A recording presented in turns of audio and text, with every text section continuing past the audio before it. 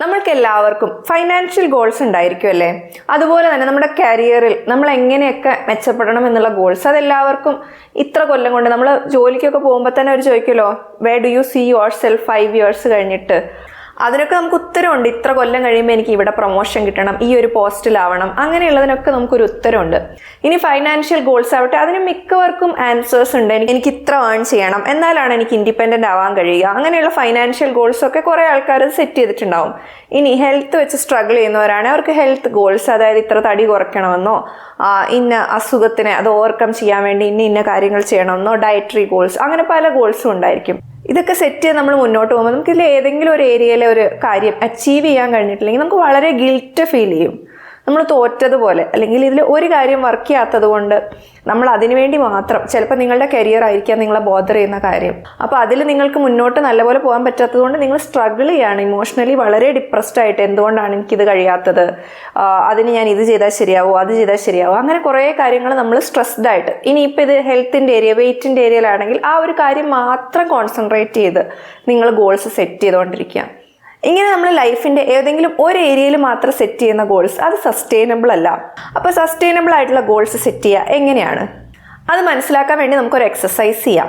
ഇപ്പം നിങ്ങൾ സ്ക്രീനിൽ കണ്ടുകൊണ്ടിരിക്കുന്ന ഈ ഒരു പിക്ചർ, ഇതിന് വീൽ ഓഫ് ലൈഫ് എന്നാണ് പറയാം.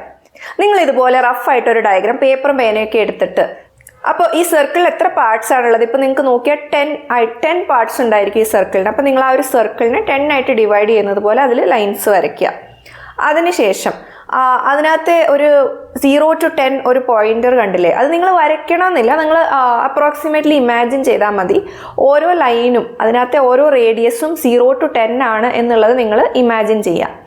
അതിനുശേഷം ആ ഓരോ ലൈനിലും എഴുതിയിരിക്കുന്ന ഏരിയയിൽ, അത് ഏതെങ്കിലും ലെഫ്റ്റ് സൈഡിലോ റൈറ്റ് സൈഡിലോ ആയിട്ട് നിങ്ങൾക്ക് ഫോളോ ചെയ്യാം, ആ ഏരിയയിൽ നിങ്ങൾ ലൈഫിൽ നിങ്ങളെ തന്നെ 1 to 10 എവിടെ റേറ്റ് ചെയ്യുന്നു എന്നുള്ളത് അതിൽ മാർക്ക് ചെയ്യുക. ആ ഒരു ലൈനിൽ കരിയറിന്, ഹെൽത്തിന്, ലൈക്ക് സ്പിരിച്വാലിറ്റി, നിങ്ങളുടെ ഒരു കമ്മ്യൂണിറ്റിയിലുള്ള ഇടപെടൽ എങ്ങനെയാണ്, നിങ്ങളുടെ എൻവയൺമെൻറ്റ് എങ്ങനെയാണ്, നിങ്ങൾ ഫൺ ആക്ടിവിറ്റീസ് അല്ലെങ്കിൽ നിങ്ങളുടെ ലൈഫിൽ റിക്രിയേഷൻ ആക്ടിവിറ്റീസ് ഉണ്ടോ, നിങ്ങൾ ഫ്രണ്ട്സുമായിട്ടുള്ള നിങ്ങളുടെ റിലേഷൻഷിപ്പ് എന്താണ്, നിങ്ങളുടെ ഫാമിലി ആയിട്ടുള്ള നിങ്ങളുടെ റിലേഷൻഷിപ്പ്, നിങ്ങളുടെ സ്പൗസുമായിട്ടുള്ളത്, ഫൈനാൻഷ്യലി നിങ്ങൾ എവിടെയാണ് നിങ്ങൾ ഉദ്ദേശിച്ച രീതിയിൽ. അപ്പോൾ നിങ്ങളൊരു 1 to 10 നിങ്ങളെ തന്നെ ഈ ഒരു എല്ലാ ലൈനിലും റേറ്റ് ചെയ്യുക. നിങ്ങളെ തന്നെ 1 to 10 റേറ്റ് ചെയ്തതിന് ശേഷം നിങ്ങൾ ആ സർക്കിളിനെ, ആ പോയിന്റ്സിനെ ജോയിൻ ചെയ്ത് ഒരു സർക്കിൾ ഉണ്ടാക്കാൻ ശ്രമിക്കുക. ഇപ്പം നമ്മൾ കാണുന്ന പിക്ചറിലാണെങ്കിൽ ആരോ ഒരു ഡാർക്ക് ബ്ലൂ ലൈൻ വരച്ചിട്ടില്ലേ, അതുപോലെ നിങ്ങളുടെ ആ ഒരു സർക്കിളിനെ ജോയിൻ ചെയ്യാൻ നോക്കുക. ഇപ്പം നിങ്ങളുടെ എല്ലാവരുടെയും കയ്യിൽ നിങ്ങളുടെ ഒരു വീൽ ഓഫ് ലൈഫിൻ്റെ ഷേപ്പ് കിട്ടിയില്ലേ? നിങ്ങളുടെ ലൈഫ് എന്ന് പറയുന്ന ഒരു ജേർണി, ഒരു വണ്ടിയിൽ നിങ്ങൾ പോവുകയാണെങ്കിൽ ആ വണ്ടിയുടെ വീലിൻ്റെ ഷേപ്പാണ് നിങ്ങളിപ്പോൾ വരച്ചെടുത്തത്. ആ ഒരു ഷേപ്പിൽ എത്ര സ്മൂത്തായിട്ടാണ് നിങ്ങൾക്ക് മുന്നോട്ട് പോകാൻ കഴിയുക എന്നുള്ളത് നിങ്ങൾ ആലോചിക്കുക. നിങ്ങളുടെ ഏതെങ്കിലും ലൈഫിൻ്റെ ഒരു ഏരിയയിൽ നിങ്ങളൊരു 10 ആയി നിങ്ങളെ തന്നെ റേറ്റ് ചെയ്യുന്നുണ്ടെങ്കിൽ, ഏതെങ്കിലും വളരെ ഇമ്പോർട്ടൻ്റ് ആയിട്ടുള്ള ഒരു ഏരിയയിൽ നിങ്ങൾ 1 or 2 ഒക്കെ ആണെങ്കിൽ, നിങ്ങളെ സംബന്ധിച്ചിടത്തോളം നിങ്ങൾക്ക് ലൈഫിൽ മുന്നോട്ട് പോകാൻ, ഈ ഒരു വീൽ ഓഫ് ലൈഫ് വെച്ച് മുന്നോട്ട് പോകാൻ വളരെ ബുദ്ധിമുട്ടായിരിക്കും.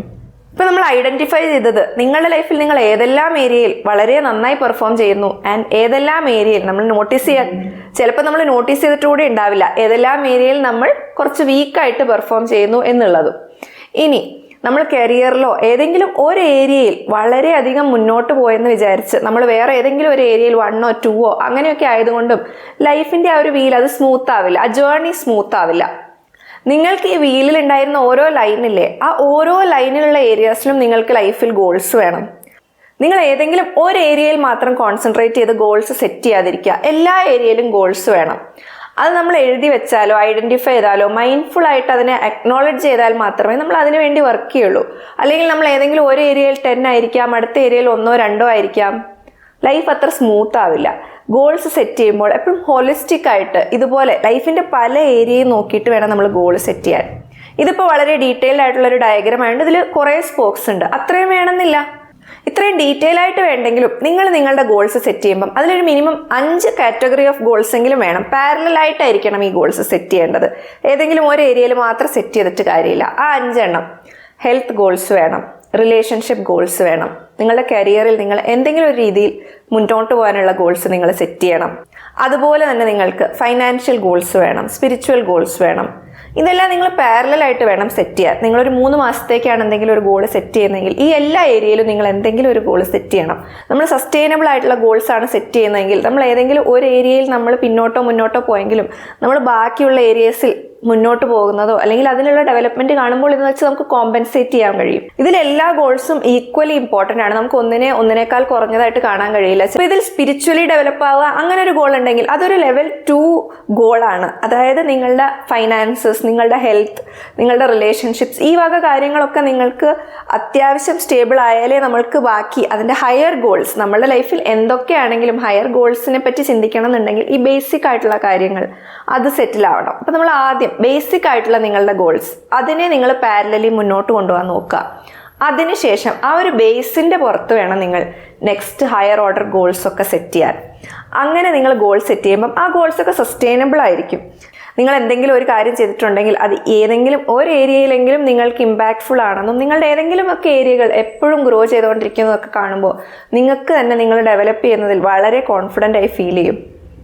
അതാണ് ഇന്നത്തെ ഫുഡ് ഫോർ തോട്ട്.